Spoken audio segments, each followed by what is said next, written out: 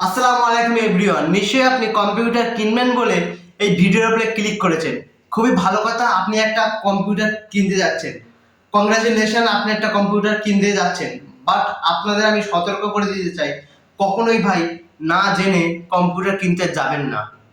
কারণ কেন বলি, আমি কিছুদিন আগে এই কম্পিউটার দেখে এসেছি এবং কিনে এনেছি।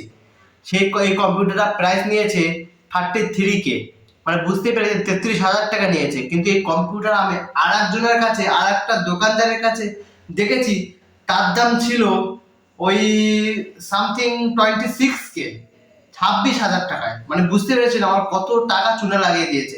নিশ্চয়ই যেই দোকানদার 26,000 টাকায় বিক্রি করছে, সেই দোকানদার কখনোই তো লসে বিক্রি করবে না, সেই দোকানদার অবভিয়াসলি লাভে বিক্রি করবে। বাট আমি 33,000 টাকায় কিনে এনেছি এই পিসিটা। পুরো ভাই কত টাকা লস খেয়েছি আমি আপনাদেরকে বলে বোঝাতে পারবো না ভাই।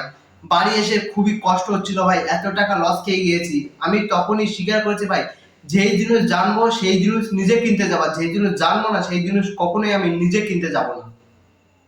সেই থেকে আমি প্রতিজ্ঞা করে নিয়েছি এটাই।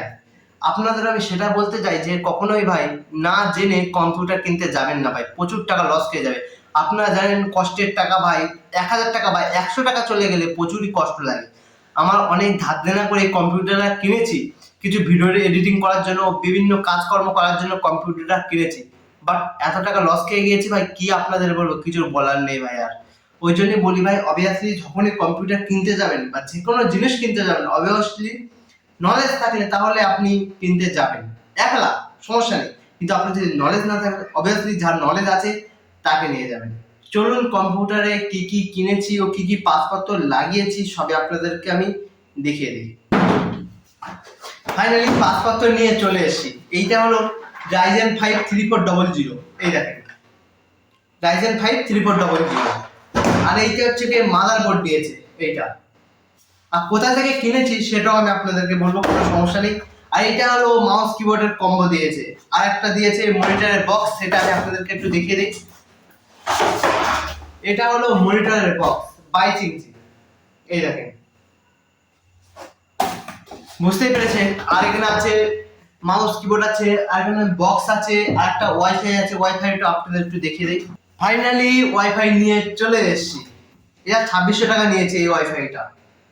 আমি মনে হচ্ছে এই দামটা ঠিকই নিয়েছে, কোনো রকমের মানে অতিরিক্ত বেশি নেই। চলুন আপনাদের সেই দোকানের কাগজপত্রটা দেখিয়ে দিই, মানে ওয়ারেন্টিটা। আপনারা আবার না তো ভাববেন যে আমি ফ্যাট বকছি, ফালতু কথা বলছি।